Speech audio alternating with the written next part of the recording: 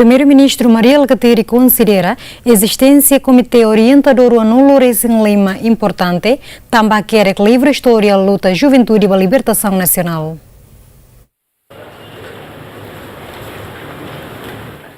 Consideração ne Maria Alcatiri hato foi em Hasoro Maluho Comitê Orientador Ruanulo Racing Lima e a Salão Sociedade Civil Palácio Governo Dili. Nia dehan história Timor-Leste importante bazo vencira tambah hahu setinan riun ida atusia hitu nulo resinhat to riun ida atusia hitu nulo resin lima jovem maksai força principal luta ba libertação nacional 25 grupo ida que Moris 2017 de fevereiro a resolução Conselho do Ministro sexto governo para torrar a pesquisa a participação da juventude e aí tem a luta toma a rua 74, 75 antes estão sempre jovem e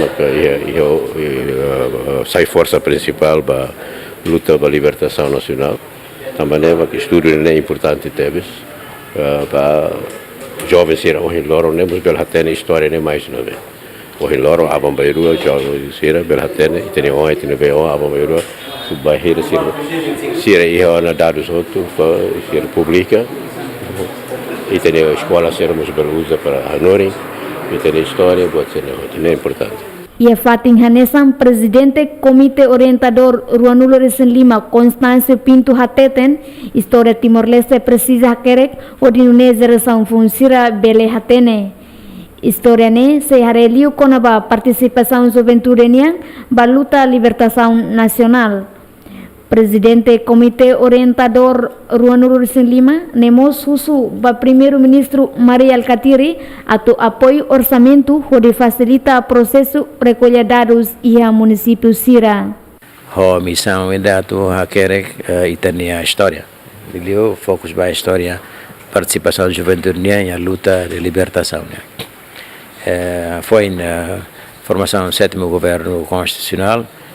Comitê Suqueiras, audiência ao Primeiro-Ministro, mas também a agenda Sua Excelência Primeiro-Ministro então hoje kami hasuro ao Sua Excelência Primeiro-Ministro. Ato halo de report, briefing des Primeiro-Ministro com as atividades comitê nian e mos uso parato Sua Excelência Primeiro-Ministro bele mos taumata na fatin comitê não é bele comitê bele halo de serviço dia kliutan. Comitê Orientador Ruanulo Racing Lima, hari ia bulan Fevereiro, tinan riun rua Sanuru Singhitu, lihus resolução Conselho Ministro, sexto Governo Constitucional, o objetivo atau halo pesquisa no haquerek participação da juventude e a luta libertação nacional. Celestina Teles, Joanico Pinto, ZMN.